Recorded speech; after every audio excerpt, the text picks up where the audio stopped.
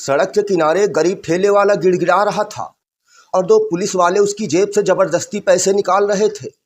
समाज के इस घिनौने सिस्टम का नंगा नाच खुलेआम जारी था, जहां रक्षक ही भक्षक बन बैठे थे। दरोगा महेंद्र और उसका चमचा सिपाही रमेश एक बेबस फल वाले को डरा धमकाकर उसकी दिन भर की कमाई लूट रहे थे।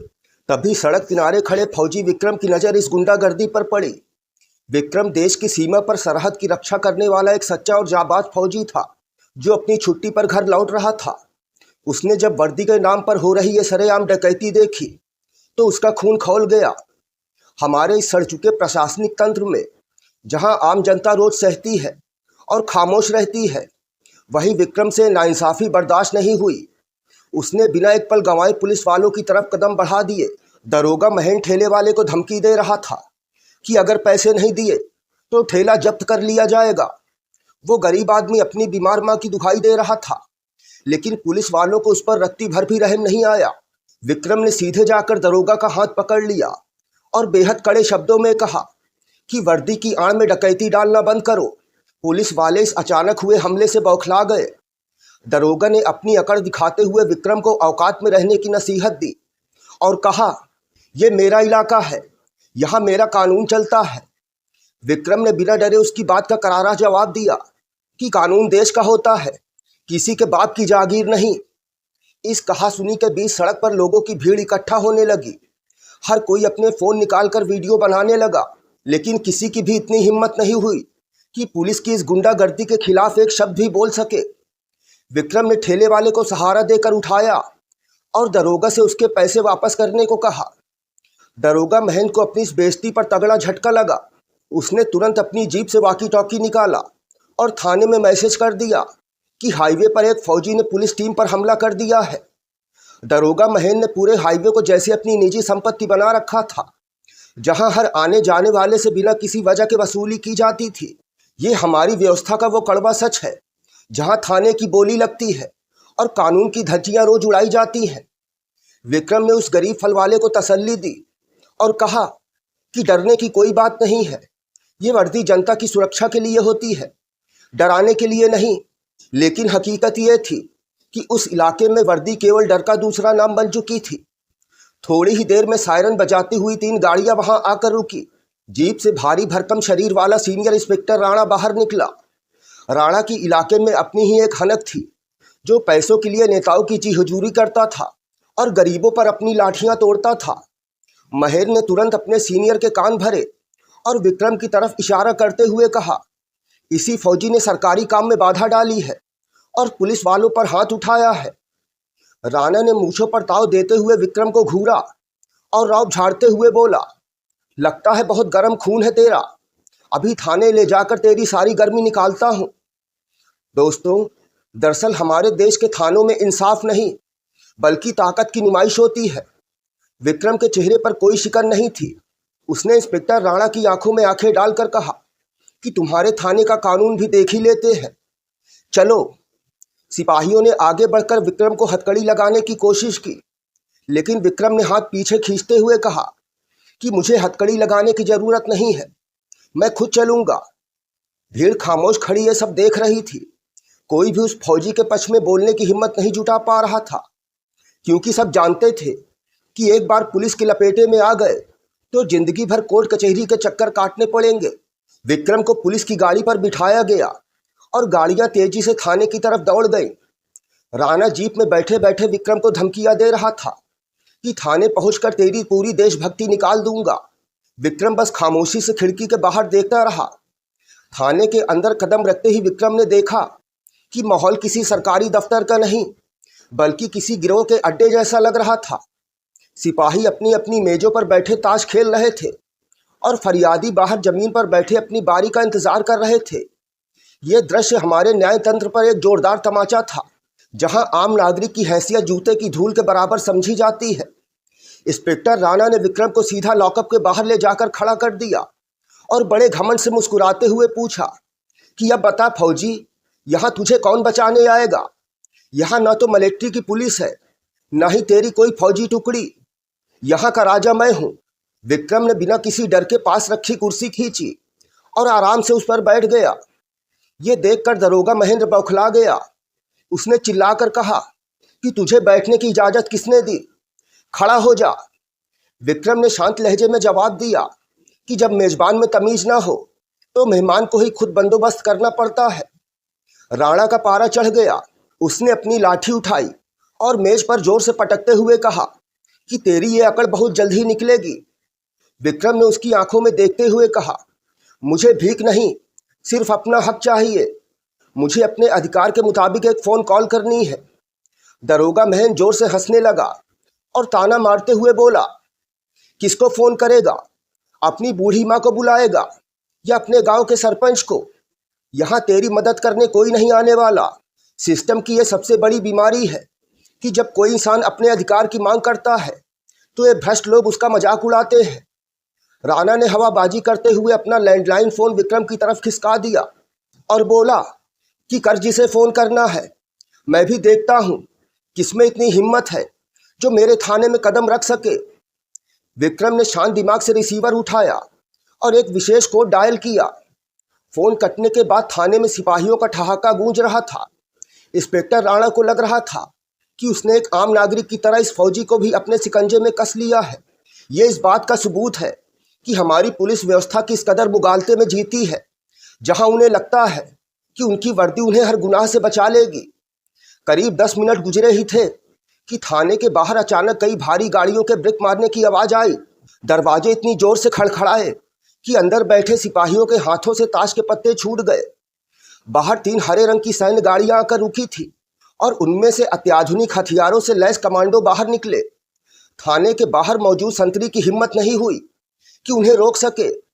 कमांडोज ने पूरे थाने को सेकेंडों में घेर लिया और थाने का मुख्य दरवाजा धड़ाम से खुला। अंदर कदम रखा कर्नल सूरवीर सिंह ने, जिनकी वर्दी पर लगे मेडल उनकी बहादुरी की गवाही दे रहे थे। कर्नल सूरवीर सिंह की कड़क चाल और चेहरे का गुस्सा देखकर राणा की सिट्टी पिट्टी गुम हो गई। कर्नल ने सीधा अंदर आकर कड़क आवाज में पूछा कि कहाँ है वर्दी का सौदागर जिसने मेरे जवान को गैरकानूनी तरीके से हिरासत में रखा है। पूरे थाने में सन्नाटा छा गया।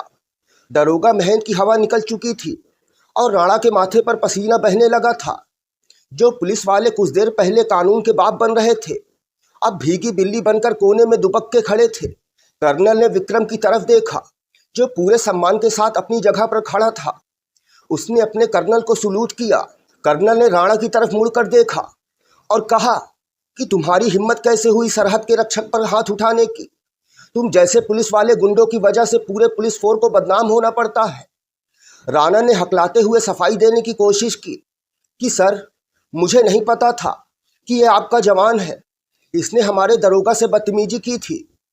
कर्नल ने जोर से मेज पर हाथ पटका और कहा कि झूठ बोलना बंद करो। मुझे अपनी सेना की हर गतिविधि की रिपोर्ट मिलती है। कर्नल के कड़े तेवर ने थाने के अंदर के पूरे माहौल को बदल कर रख दिया। जो थाना कुछ देर पहले पुलिस की तानाशाही का गढ़ बना हुआ था, अब वहां सन्नाटा और खौफ था। यह इस बात को साबित करता है कि जब असली ताकत और ईमानदारी सामने आती है तो ये भ्रष्ट लोग ताश के पत्तों की तरह ढह जाते हैं। कर्नल ने अपने कमांडोज को आदेश दिया कि इस थाने की तमाम सीसीटीवी फुटेज और रिकॉर्ड रजिस्टर को तुरंत अपने कब्जे में ले लिया जाए। राणा की रही सही हिम्मत भी टूटने लगी थी, क्योंकि उस रजिस्टर में दर्जनों गैर कानूनी गिरफ्तारियां और वसूली का हिसाब दर्ज था। तभी थाने के बाहर 2 सफ़ेद गाड़ियां आकर रुकी, जिन पर लाल बत्ती और झंडे लगे हुए थे। गाड़ी से उतरा स्थानीय विधायक का खास गुर्गा और लोकल नेता रतनपाल। रतनपाल उस पूरे इलाके के भ्रष्टाचार का असली आका था, जिसके इशारे पर पुलिस वाले हफ्ता वसूली करते थे। ऐसे ही राजनीति और पुलिस के नापाक गठजोड़ ने पूरे समाज को खोखला कर दिया है।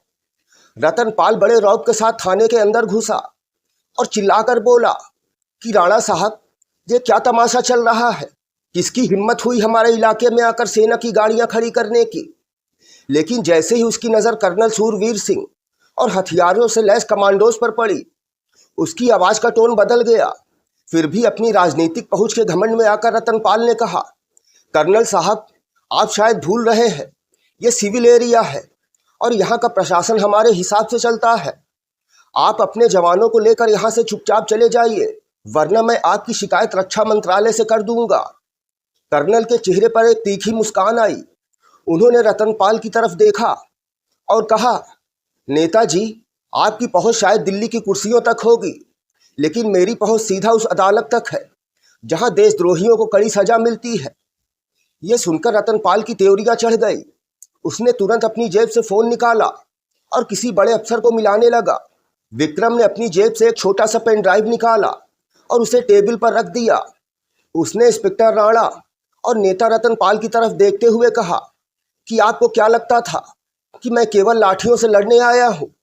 इस पेन ड्राइव में पिछले 3 महीनों की पूरी रिकॉर्डिंग है, जिसमें साफ दिख रहा है कि कैसे थाना हर महीने लाखों रुपए की वसूली करके घर पहुंचाता है। ये खुलासा इतना अचानक था कि रतनपाल का फोन उसके हाथ से छूटते छूटते बचा। हमारे देश का यह दुखद पहलू है कि नेता और पुलिस मिलकर पूरी जनता की गाढ़ी कमाई लूटते हैं, और जब कोई सबूत सामने आता है तो इनकी घिघी बन जाती है।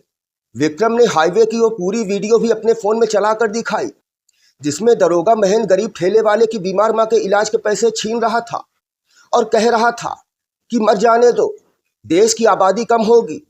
ये वीडियो देखकर कर्नल की आंखें गुस्से से लाल हो गई।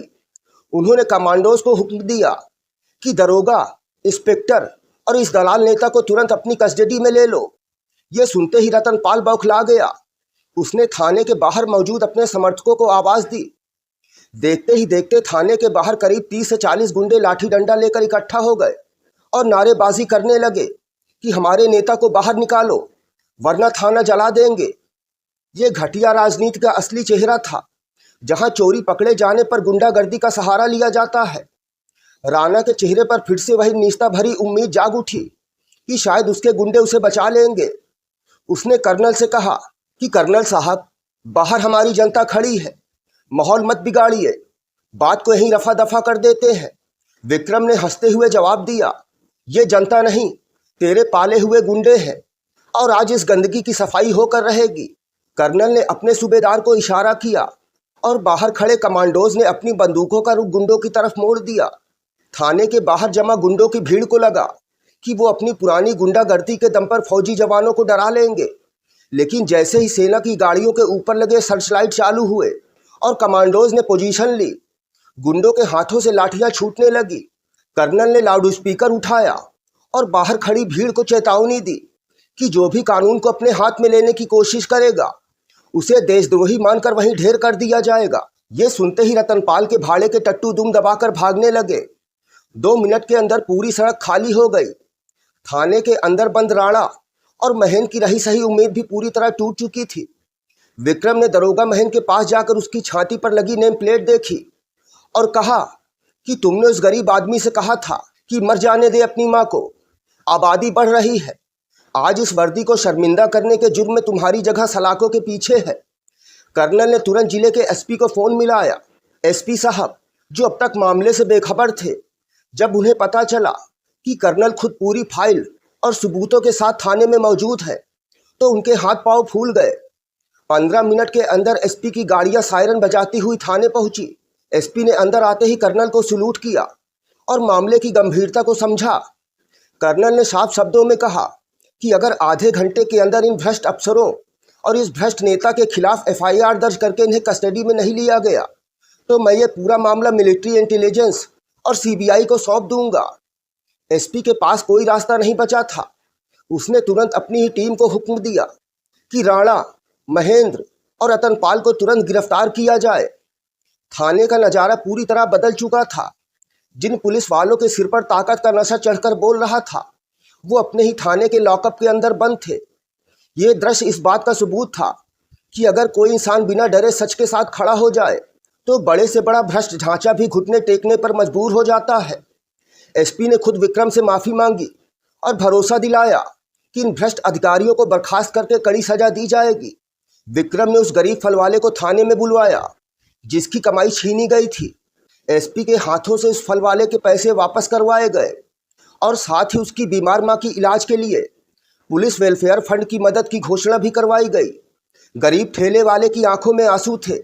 उसने विक्रम के पैर छूने की कोशिश की, लेकिन विक्रम ने उसे गले लगा लिया और कहा कि किसी के आगे झुकने की जरूरत नहीं है। ये देश आपका है और कानून आपकी रक्षा के लिए है। हमारे समाज को ऐसे ही जागरूक नागरिकों की जरूरत है जो अन्याय को सहने की बजाय उसके खिलाफ आवाज उठा सके। कर्नल ने विक्रम के कंधे पर हाथ रखा और कहा, शाबाश जवान, तुमने आज सीमा के बाहर भी देश की रक्षा की है। थाने के बाहर सैकड़ों आम लोग इकट्ठा हो चुके थे जो फौजी और सेना के समर्थन में नारे लगा रहे थे। भ्रष्ट सिस्टम की छाती पर चढ़कर आज सच की जीत हुई थी। विक्रम ने अपना बैग उठाया, कर्नल को सलूट किया और मुस्कुराते हुए अपने घर की ओर बढ़ गया।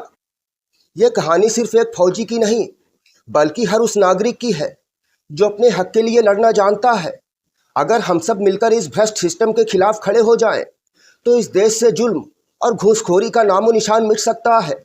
न्याय की इस जीत ने साबित कर दिया कि वर्दी की असली कीमत सच्चाई और सेवा में है, ना कि रौब झाड़ने में। कमेंट बॉक्स में भारत माता की जय लिखना मत भूलें। मिलते हैं अगली कहानी में। जय हिंद।